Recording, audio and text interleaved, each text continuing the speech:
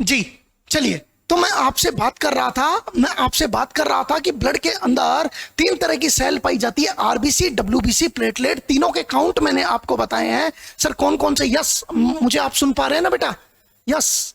चलिए, तो आपसे बात करें, आरबीसी 4.8 से 5.4 मिलियन पर माइक्रोलीटर, डब्ल्यूबीसी 4000 से 11000 पर माइक्रोलीटर, और तीसरा प्लेटलेट 1.5 से 4.5 लाख पर माइक्रोलीटर। ये आपको देखने को मिला है। यस। नेक्स्ट क्वेश्चन में आपसे बात कर सकता हूं कि हमने बताया कि सर ये डब्ल्यूबीसी, जो यहां पर डब्ल्यूबीसी नाम आया है, ये डब्ल्यूबीसी भी 5 तरह की होती है। कितने तरह की होती है? 5 तरह की। एक का नाम है न्यूट्रोफिल, जो सबसे ज्यादा मात्रा में पाई जाने वाली डब्ल्यूबीसी है, 60 से लेकर 70%। दूसरी होती है इयोसिनोफिल, जो 2 से लेकर 4% पाई जाती है। तीसरी होती है मोनोसाइट, जो 3 से लेकर 8% रेंज रखती है। चौथे नंबर पे होती है बेसोफिल, जो 0 से लेकर 1% रखती है। और पांचवें नंबर पे होती है लिम्फोसाइट, जो 20 से लेकर 25% आपके सामने रेंज रखती है। और लिम्फोसाइट भी 2 तरह की होती है। लिम्फोसाइट के भी 2 टाइप हो गए, बी लिम्फोसाइट, और दूसरे नंबर पे कौन सी होगी आपके सामने? T lymphocyte. अभी मैं बेसिक बात आपसे करने जा रहा हूं, बेसिक बात मैं आपसे करने जा रहा हूं, जो कि बहुत इंपॉर्टेंट बात भी है और इंपॉर्टेंट भी है। चलिए बेटा, नेक्स्ट वर्ड सुनना।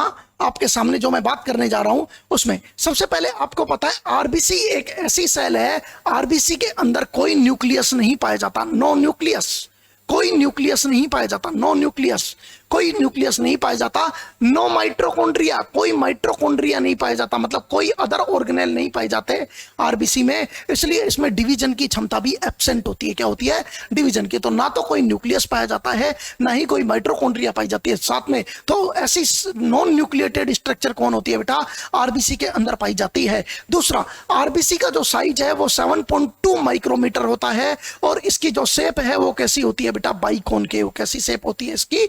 बाइकॉनकेव, अर्थात 7.2 माइक्रोमीटर इसका साइज है। दूसरा, आप सभी को पता है आरबीसी के अंदर क्या पाया जाता है? यदि आरबीसी के अंदर हम एक वर्ड देखें जिसका नाम होता है, हमारी जब भी हम ब्लड टेस्ट कराते हैं एक नाम आता है जिसका नाम होता है हिमेटोक्रिट। क्या नाम होता है बेटा? Haematocrit, HCT। हिमेटोक्रिट का कम होना, HCT का डिक्रीज होना किसको कहलाता है बेटा? एनीमिया। हिमेटोक्रिट डिक्रीज होने का मतलब है, हिमेटोक्रिट डिक्रीज होने का मतलब बेटा साइंटिस्टों से एक वर्ड में बोल रहा हूं, हिमेटोक्रिट डिक्रीज होने का मतलब होता है कि एक वर्ड में आरबीसी के नंबर डिक्रीज हो गए, आरबीसी के काउंट डिक्रीज हो गए, नंबर डिक्रीज हो गए, या हिमेटोक्रिट डिक्रीज हो गया। इसका एक वर्ड में मतलब यही होता है, जिसे अपन किस नाम से कहते हैं बेटा? एनीमिया। किस नाम से बोलते हैं बेटा? एनीमिया। दूसरे नंबर पे आता है हिमेटोक्रिट का बढ़ना। हिमेटोक्रिट का बढ़ना या आरबीसी का नंबर बढ़ना, हिमेटोक्रिट का नंबर बढ़ना, इंक्रीज होना क्या कहलाता है बेटा? पॉलीसाइथेमिया। क्या कहलाता है बेटा? पॉलीसाइथेमिया। क्या कहलाता है साइंटिस्टों? पॉलीसाइथेमिया। क्वेश्चन आया हुआ है, आरबीसी के काउंट बढ़ना या हिमेटोक्रिट के नंबर बढ़ना क्या? इंक्रीज होना। हिमेटोक्रिट नॉर्मली 33 से 38% के बीच में होता है हमारी ब्लड टेस्ट में। यदि किसी का हिमेटोक्रिट 65% से ऊपर हो जाए, मोर देन 65% से ऊपर हो जाए, तो उसको अपन क्या बोलते हैं बेटा? पॉलीसाइथेमिया। किस नाम से बोलते हैं बेटा? पॉलीसाइथेमिया के नाम से बोला जाता है।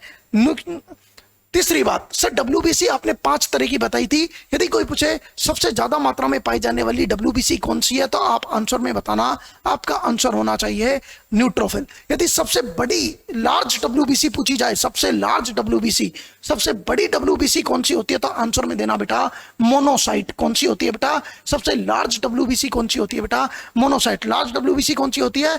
मोनोसाइट। सर हम जब बात कर रहे थे, हमने कहा था प्लाज्मा में 2 तरह की प्रोटीन पाई जाती है, एक का नाम होता है एल्ब्यूमिन और दूसरी का नाम होता है बेटा ग्लोब्यूलिन। क्या नाम होता है? एक का नाम होता है एल्ब्यूमिन और दूसरे का नाम क्या होता है बेटा? आपके सामने किस नाम से बोलते हैं? ग्लोब्यूलिन। क्या बोलते हैं? ग्लोब्यूलिन। चलिए अब हम बात करते हैं, चलिए सबसे पहले ब्लड फिजियोलॉजी। ब्लड के अंदर 2 चीज होती है, प्लाज्मा 55% होता है, सेल 45% होती है। सेल में आरबीसी, डब्ल्यूबीसी और प्लेटलेट। प्लाज्मा प्रोटीन की टोटल 7 से 8 ग्राम के अप्रोक्स होता है। एल्बुमिन 4, मैंने तो 4.7 बताया था। ग्लोबुलिन 2 से 2.5 और फिब्रिनोजन कितना होता है? 0.2 से 0.4 ग्राम परसेंट पाया जाता है। ग्राम में बेटा, ग्राम परसेंट पाया जाता है। एल्बुमिन और ग्लोबुलिन का जो रेशो होता है वो कितना होता है बेटा? 2:2, लगभग अप्रोक्स कितना होता है? 1 होता है। नेक्स्ट, ऑल आर सिंथेसाइज, जितनी भी प्लाज्मा की प्रोटीन है वो सारी की सारी सिंथेसाइज होती है बेटा लीवर में, किसको छोड़कर? ग्लोबुलिन को छोड़कर। किसको छोड़कर? ग्लोबुलिन, जो कि एक इम्यून सिस्टम में एंटीबॉडी फॉर्मेशन का काम करती है, जिसका नाम है ग्लोबुलिन। सारी लीवर की सारी जितनी भी प्लाज्मा प्रोटीन है वो सारी लीवर में सिंथेसाइज होती है, किसको छोड़कर? केवल ग्लोबुलिन को छोड़कर। नॉर्मल एल्बुमिन और ग्लोबुलिन का रेशियो कितना होता है? अर्थात लगभग अप्रोक्स 2:1 या एक वर्ड में 1.7:1 से 2:1 के अप्रोक्स होता है नॉर्मल ग्लोबुलिन और एल्बुमिन और ग्लोबुलिन का रेशियो। एल्बुमिन ग्लोबुलिन की डबल होती है। प्रोथ्रोम्बिन नॉर्मल लेवल कितना होता है? प्रोथ्रोम्बिन का नॉर्मल लेवल, सीरम प्रोथ्रोम्बिन कितना होता है बेटा? 0.02 से 0.04 ग्राम % के करीब होता है। सर एल्बुमिन क्या काम करती है? प्लाज्मा की प्रोटीन जो एल्बुमिन है, क्वेश्चन आया हुआ है एग्जाम्स में, एल्बुमिन क्या काम करती है? एल्बुमिन एक्सर्ट करती है plasma colloid osmotic pressure. Plasma के अंदर ऑस्मोटिक प्रेशर बनाए रखने का काम एक प्लाज्मा प्रोटीन करती है, जिसका नाम क्या है बेटा? एल्बुमिन। दूसरी होती है ग्लोबुलिन। ग्लोबुलिन की 3 सब यूनिट होती है, अल्फा, बीटा और गामा। 3 सब यूनिट होती है ग्लोबुलिन की, अल्फा, बीटा, गामा। अल्फा और बीटा ये तो ट्रांसपोर्ट करती है प्रोटीन्स का, जैसे ट्रांसपोर्ट प्रोटीन है। सर कोई पूछ ले कि what is the transport protein, जैसे सेरुलोप्लाज्मिन। सेरुलोप्लाज्मिन किस मिनरल को हमारी बॉडी में ब्लड के थ्रू लेके जाती है? आंसर में जाएगा बेटा कॉपर। किसको लेके जाती है? कॉपर। और ट्रांसफेरिन किसको लेके जाती है बेटा? आयरन। तो क्वेश्चन आ सकता है कि सेरुलोप्लाज्मिन किसका ट्रांसपोर्ट करती है? कॉपर का। और ट्रांसफेरिन किसका करती है? आयरन का। ये तो सिंपल हो गया। मैं तो यहां तक पूछूंगा कि सर ये बताइए सेरुलोप्लाज्मिन और ट्रांसफेरिन कौन सी प्रोटीन में आती है? तो आप बोलोगे सर ग्लोबुलिन में आती है। किस में आती है? ग्लोबुलिन में। तीसरे नंबर पे आता है गामा। गामा जो ग्लोबुलिन है उसका काम है इम्यूनोग्लोबुलिन बनाए रखने का काम करती है। और इम्यूनोग्लोबुलिन आप गेमड के नाम से याद रखते हो, IgG, IgA, IgM, IgE और IgD। आप सभी को पता है जो IgM होती है, IgM, इसको ये पेंटावेलेंट होती है। पेंटावेलेंट क्या होती है बेटा? याद रखना, ये पेंटावेलेंट क्या होती है? एंटीबॉडी। और इसका सबसे ज्यादा मोलिकुलर वेट होता है 9,60,000। कितना होता है? 9,60,000। इसके अलावा इसका दूसरा नाम है मिलियन, मतलब बड़ा मोलिक्यूल होने की वजह से मिलियन मिलेनियर के नाम से प्रसिद्ध है ये। मिलियन मिलेनियर किसके, कौन सी एंटीबॉडी के लिए नाम है बेटा? IgM के लिए नाम है। किसके लिए? जब भी कोई इंफेक्शन होगा तो सबसे पहली आने वाली इम्यूनोग्लोबुलिन कौन सी होती है बेटा? आपके सामने IgM। कौन सी होती है? IgM। बेसिक क्वेश्चंस है जो सबसे ज्यादा पूछे जा सकते हैं और छोटी सी थ्योरी के अंदर कंप्लीट हो जाते हैं। यस, नेक्स्ट ध्यान से समझना। हमने इम्यूनोग्लोबुलिन की बात कर ली, गामा इम्यूनोग्लोबुलिन, जिसमें IgM पर बहुत ज्यादा मात्रा में क्वेश्चन पूछे गए हैं। IgA हमारी बॉडी के सारे सिक्रेशंस में पाई जाती है, सलाइवा, सीमन, स्पर्म, सब में क्या पाई जाती है बेटा? IgA। और IgM क्या है बेटा? फर्स्ट एंटीबॉडी है जो सबसे कम मात्रा में IgD। कौन सी पाई जाती है? IgD ट्रेस मात्रा में पाई जाती है। Next RBC। सर RBC क्या होती है? लगभग इसका 7.2 माइक्रोमीटर डायामीटर होता है, बाइकॉनकेव होती है, नो मोटाइल होती है और ना तो कोई मोटिलिटी है और ना ही कोई न्यूक्लियस है। Stage of erythropoiesis. Sir RBC का जो फॉर्मेशन होता है उसमें इरिथ्रोपोइसिस की स्टेज क्या है? सबसे पहला सुनना बेटा, यदि कोई बच्चा पैदा हुआ है, मां के पेट में पैदा हुआ है और बच्चा मां के पेट में फर्स्ट ट्राइमेस्टर में ही है, फर्स्ट ट्राइमेस्टर में बेबी के अंदर ब्लड का फॉर्मेशन इरिथ्रोपोइसिस कौन करता है बेटा? Mesoderm of the yolk sac करता है। क्वेश्चन आया हुआ है और मैं पहले पढ़ा भी चुका हूं कि बच्चा जब मां के पेट में होता है तो सबसे पहले ब्लड का फॉर्मेशन कौन करता है? योक सैक, शुरू के 6 वीक तक। उसके बाद तो आगे सुनना बेटा, माइलॉइड स्टेज में कौन सी स्टेज में होता है? माइलॉइड स्टेज में। कौन सी? माइलॉइड स्टेज में। अभी आगे बात करूंगा सर माइलॉइड स्टेज क्या है। 3 से लेकर 6 मंथ ऑफ प्रेगनेंसी में हिपैटिक मतलब लीवर फॉर्मेशन करता है। और थर्ड ट्राइमेस्टर में कौन काम करने लग जाता है बेटा? Bone marrow. कौन काम करने लग जाती है? Bone marrow. किसका काम? तो हम जब पैदा होने वाले होते हैं तो हमारे अंदर कौन ब्लड का फॉर्मेशन करती है? Bone marrow. बोन मैरो से पहले कौन करता था? लीवर। और लीवर से पहले कौन करता था बेटा? Yolk sac. क्या करता था? योक सैक करता था, जिसके अंदर माइलॉइड स्टेज में क्या होता था बेटा? इरिथ्रोपोइसिस होता था। कौन सी स्टेज में?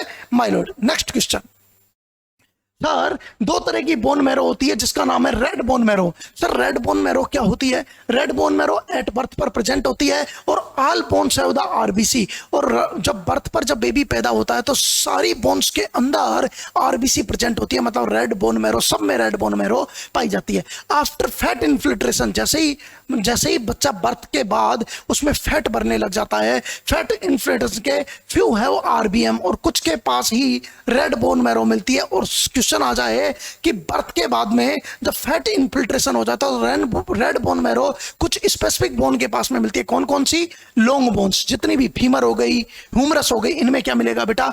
Red bone marrow. दूसरा कहां मिलेगा? फैट बोन्स में, एडिपोज जहां पर फैट जमा होता है। और तीसरा स्टर्नम में, स्टर्नम जिसको चेस्ट बोन के नाम से भी जाना जाता है और फीमेल में इसको ब्रेस्ट बोन के नाम से भी जाना जाता है। और एएसआईएस, सर एएसआईएस जहां पर हम पेंट बांधते हैं, जहां पर आगे निकला होता है, इसको बोलते हैं anterior superior iliac spine. Anterior superior iliac spine में भी क्या मिलती है? रेड बोन मैरो मिलती है। क्या मिलती है? Red bone marrow. तो बर्थ पर सब जगह होती है रेड बोन मैरो, लेकिन बर्थ के कुछ टाइम बाद में फैट भरने के बाद बोन में कुछ ही बोन ऐसी बचती है जिनमें रेड बोन मैरो प्रेजेंट होती है। याद रखना ये चारों बोन जिनमें रेड बोन मैरो क्या होती है बेटा? प्रेजेंट होती है। सर किस तरह से ब्लड का फॉर्मेशन होता है? किस तरह से? सबसे पहले होता है प्लूरीपोटेंट हिमेटोपोइटिक स्टेम सेल। सुनना बेटा,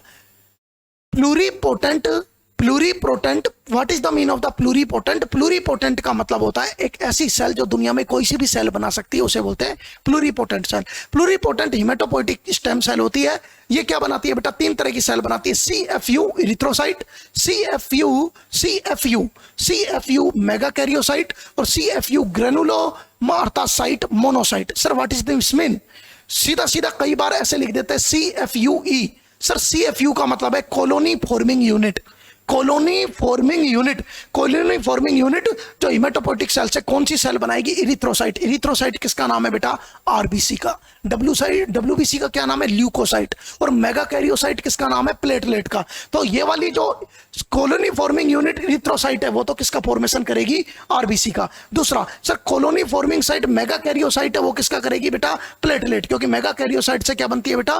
प्लेटलेट। और तीसरा नंबर पे कॉलोनी फॉर्मिंग यूनिट ग्रेनुलोसाइट और मोनोसाइट। इससे एक तो डब्ल्यूबीसी की ग्रेनुलोसाइट बन जाएगी और दूसरी क्या बन जाएगी? Monocyte. Sir what is the mean of the granulocyte? जिनके अंदर ग्रेन्यूल्स पाए जाए। ग्रेनुलोसाइट, न्यूट्रोफिल, बेसोफिल, ये ग्रेनुलोसाइट और मोनोसाइट। तो इससे क्या बनेगा बेटा? आपके सामने मोनोसाइट प्लस साथ में कौन सी सेल बनेगी जो कौन सी सेल में आती है बेटा?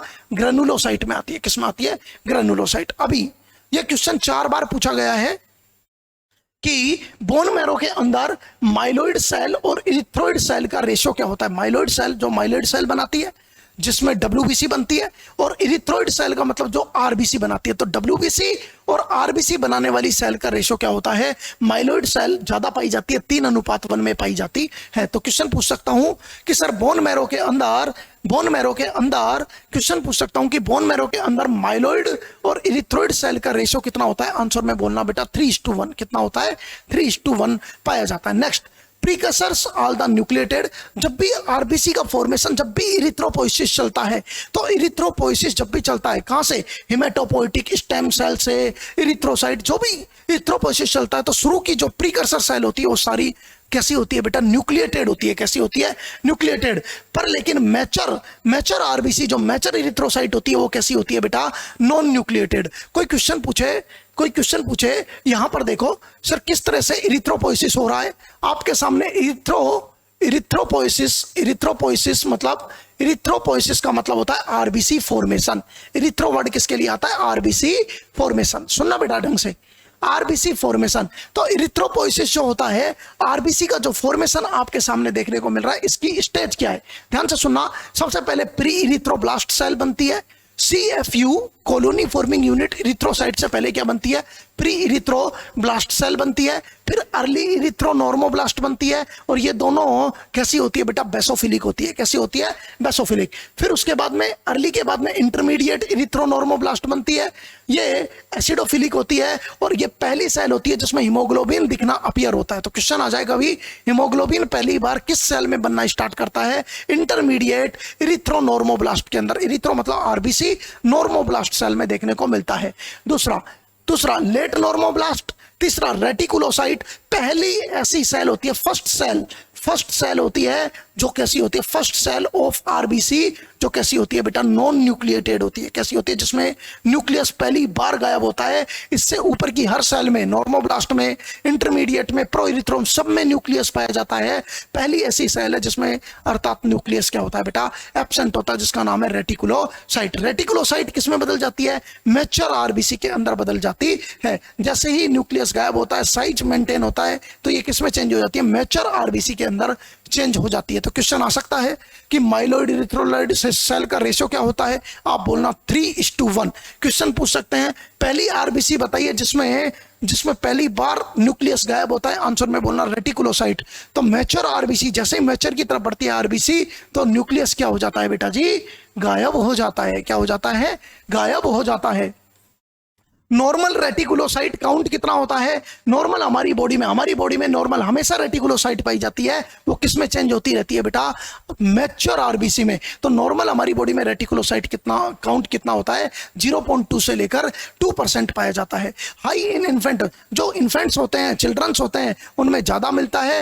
एंड हाइपोक्सिया वाले पर्सन में, जिनमें हाइपोक्सिया हो जाता है, आरबीसी की कमी, उनमें मैच्योर आरबीसी से ज्यादा किसका काउंट बढ़ जाता है? किसका? रेटिकुलोसाइट का। क्यों? क्योंकि हाइपोक्सिया हुआ, हीमोग्लोबिन क्या करेगा? हीमोग्लोबिन का सैचुरेशन कम होगा तो आरबीसी का काउंट बढ़ाएगा, तो जल्दी जल्दी में मैच्योर नहीं हो पाएगी। उससे पहले की स्टेज इरिथ्रोसाइट क्या होगी बेटा? जो रेटिकुलोसाइट होगी वो क्या होगी? ज्यादा मात्रा में हो जाएगी, लेकिन वो मैच्योर आरबीसी में जल्दी से बदल नहीं पाएगी। तो कभी क्वेश्चन पूछे हाइपोक्सिया में किसका काउंट बढ़ जाता है? रेटिकुलोसाइट काउंट बढ़ जाता है। इरिथ्रोपोइसिस टेक अबाउट इरिथ्रोपोइसिस में ये जो पूरा प्रोसेस मैंने आपको बताया था, इसमें लगभग कितने दिन का टाइम लगता है? 7 से लेकर 9 दिन का टाइम लगता है। इरिथ्रोपोइसिस में 7 से लेकर 9 दिन का टाइम लगता है। नेक्स्ट आता है हार्मोनल फैक्टर। कौन से बेटा? हार्मोनल। मैं आपको पहले ही बता चुका हूं कि मेल में हार्मोनल फैक्टर में मैं आपको पहले ही बता चुका हूं कि मेल में हीमोग्लोबिन ज्यादा क्यों होता है, फीमेल में कम क्यों होता है? टेस्टोस्टेरोन हार्मोन किसमें पाया जाता है?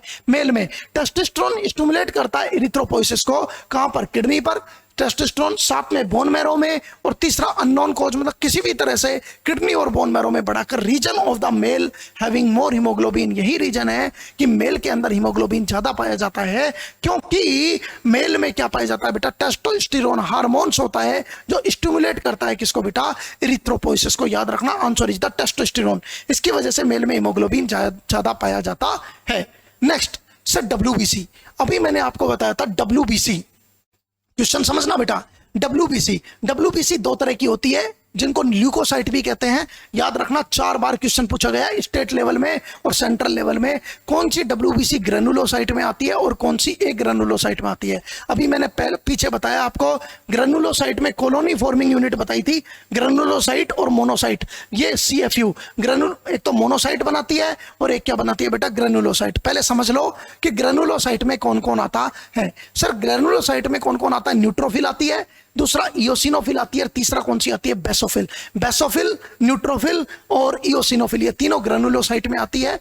इओसिनोफिल 2 से लेकर 4% के अप्रोक्स, बेसोफिल 0 से 1%, न्यूट्रोफिल का रेशियो होता है 50 से लेकर 70%। सर एक ग्रेनुलोसाइट में बाकी की दो बच गई, जिसका नाम है लिम्फोसाइट और मोनोसाइट। लिम्फोसाइट और मोनोसाइट 2 से 8% होती है बॉडी में, और लिम्फोसाइट 20 से 30% होती है। ये दोनों कैसी होती है? एक ग्रेनुलोसाइट। सबसे फेवरेट क्वेश्चन है हर एग्जाम का कि कौन सी डब्ल्यूबीसी ग्रेनुलोसाइट है और कौन सी डब्ल्यूबीसी एक ग्रेनुलोसाइट है। नेक्स्ट क्वेश्चन, लाइफ स्पान जैसे बोलेंगे, ध्यान से समझना। लाइफ स्पान, सिलिंग इंडेक्स का मतलब कितनी किसकी लाइफ स्पान होती है? सबसे फेवरेट क्वेश्चन है जो पूछा जाता है। न्यूट्रोफिल की लाइफ स्पान होती है 4 से लेकर 6 घंटे। फेवरेट चीज दे रहा हूं, एक लेक्चर जो सब कुछ जिता ले जाएगा आपको, 1 लेक्चर हीमेटोलॉजी। क्वेश्चन, न्यूट्रोफिल कितना बेटा? 4 से 6 घंटे लाइफ स्पान। लिम्फोसाइट की 300 डेज होती है। मोनोसाइट की few hour to few days होती है। यस। दूसरा, वेरी गुड इवनिंग श्वेता बेटा, ध्यान से टाइम पे आया करो बेटा। लाइफ स्पान न्यूट्रोफिल की 4 से 6 घंटे होती है, लिम्फोसाइट की 300 डेज होती है, मोनोसाइट की कुछ घंटे से लेकर कुछ आवर्स तक होती है, और आरबीसी की तो याद रखनी है। आरबीसी की लाइफ स्पान सबको पता ही है, 120 डेज होती है। स्टोर्ड आरबीसी जो ब्लड बैंक में जो ब्लड होता है, उनकी कितनी होती है? 60 डेज होती है। T half of the stored RBC का हाफ लाइफ कितना होता है? 28 से लेकर 32 दिन में आधी रह जाती है। यदि 1 मिलियन है तो 50 मतलब आधा, हाफ मिलियन रह जाएगी कितने दिन में? 28 से 32 दिन में। न्यूट्रोफिल की कितनी होती है? 4 से लेकर 8 आवर्स से लेकर फ्यू डेज तक पाई जाती है। कब? स्टोर्ड की बात कर रहा हूं, स्टोर्ड वाली। प्लेटलेट की हाफ लाइफ कितनी होती है? 8 से लेकर 12 दिन तक होती है। टी हाफ ऑफ प्लेटलेट की हाफ लाइफ कितनी होती है? 4 डेज होती है। 4 डेज में आधी रह जाती है। यदि 1 लाख है तो 50,000 रह जाएगी 4 दिन में। Next, very good afternoon Lalita बेटा। Yes, next question, T half of stored platelet. Stored platelet, यदि किसी को हमने ब्लड बैंक में प्लेटलेट रख रखी है तो उसकी हाफ लाइफ कितनी होती है बेटा? 1 दिन से भी कम। तो प्लेटलेट जल्दी से कभी भी आप देखा करो, एसडीपी जो होती है वो तुरंत बनवा के लाते हो आप। किसी को प्लेटलेट काउंट कम है, आप क्या बोलते हो? एसडीपी चाहिए। एसडीपी बहुत जल्दी, 1 दिन से भी कम हाफ लाइफ है यार। हाफ लाइफ ही 1 दिन से कम है, तुरंत लाते हो। एसडीपी बनवा के, आरडीपी मिल गई, एसडीपी मिल गई, तुरंत आपके सामने मिलती है। नेक्स्ट क्वेश्चन, आपके सामने लाइफ स्पान के बारे में मैंने आपको बताया। बहुत अच्छा ब्लड का एक टॉपिक है जिसको आपको समझने को मिल रहा है। Haematology in the one site, note one liner, one site मतलब एक नजर में पूरी हेमेटोलॉजी। जिंदगी में पढ़ने की जरूरत नहीं है, एक बार पढ़ लो काम खत्म, कुछ भी नहीं पढ़ना। मोनोसाइट, सर पहली डब्ल्यूबीसी का नाम था मोनोसाइट, जो second line of the defence है। क्यों? क्योंकि फर्स्ट लाइन ऑफ डिफेंस होती है बेटा neutrophil. First line of the defence क्या होती है बेटा? आपके सामने first line of the defence कौन होती है? Neutrophil. Second line of the defence कौन सी होती है बेटा? आपके सामने कौन सी होती है? मोनोसाइट। दूसरा, लार्जेस्ट डब्ल्यूबीसी कौन सी होती है? मोनोसाइट। पहले ही बता चुका हूं, 18 से लेके 20 माइक्रोमीटर इसका साइज होता है। तो लार्जेस्ट डब्ल्यूबीसी कौन सी होती है? माइक्रोमीटर, माइक्रोमीटर इसका साइज होता है। लार्जेस्ट डब्ल्यूबीसी कौन सी होती है? मोनोसाइट। तीसरा, monocyte count increase in the malaria. Malaria वाले पेशेंट में मोनोसाइट का काउंट, यदि किसी को मलेरिया फीवर आया है तो मोनोसाइट काउंट बढ़ जाएगा। डब्ल्यूबीसी के काउंट में मोनोसाइट का काउंट ज्यादा मात्रा में देखने को मिलेगा। Lymphocyte, lymphocyte third line of the defence है, क्योंकि फर्स्ट लाइन ऑफ डिफेंस कौन है बेटा? न्यूट्रोफिल। दूसरा, बेसिस फॉर इम्यूनिटी, इम्यूनिटी के बेस पर 2 तरह की लिम्फोसाइट होती है, टी लिम्फोसाइट और B lymphocyte. T lymphocyte involve होती है सेल मीडिएटेड इम्यूनिटी। ये सारे क्वेश्चन है जो एक एक मैंने लाइनें बनाई है ना, सारे क्वेश्चन है।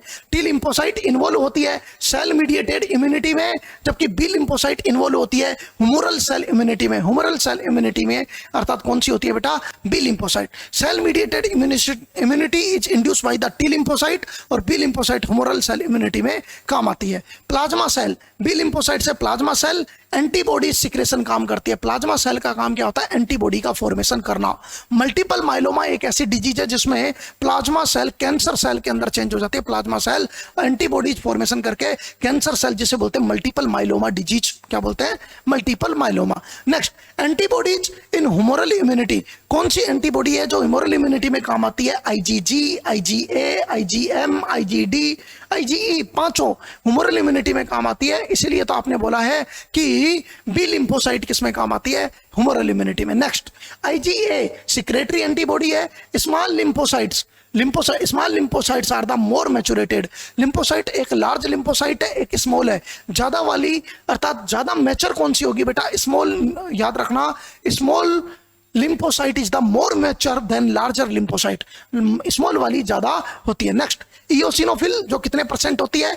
1 से 4% होती है। दूसरा, काउंट इंक्रीज। सर इयोसिनोफिल का काउंट कहां कहां बढ़ेगा? एलर्जी में, पैरासिटिक इन्फेक्शन में, वर्म इन्फेक्शन में, due to major basis protein होती है। और एलर्जिक कंडीशन में, किसमें बेटा? एलर्जिक कंडीशन में आपको देखने को मिलता है। क्यों? क्योंकि जब भी कोई पैरासिटिक इन्फेक्शन होगा तो मोर बेसिक सिक्रेशन होंगे और बेसिक प्रोटीन का काम due to major basic protein की वजह से उसको न्यूट्रलाइज करने के लिए एसिडिक बढ़ेगा। और एसिडिक में कौन होती है बेटा? इयोसिनोफिल का काउंट पैरासिटिक इन्फेक्शन में बढ़ता है, क्योंकि वो जब भी पैरासाइट का इन्फेक्शन होगा बेसिक प्रोटीन ज्यादा मात्रा में सिक्रेशन होगी और उसको बैलेंस करने के लिए इयोसिनोफिल का काउंट क्या होता है बेटा? बढ़ता है। Next question, basophil.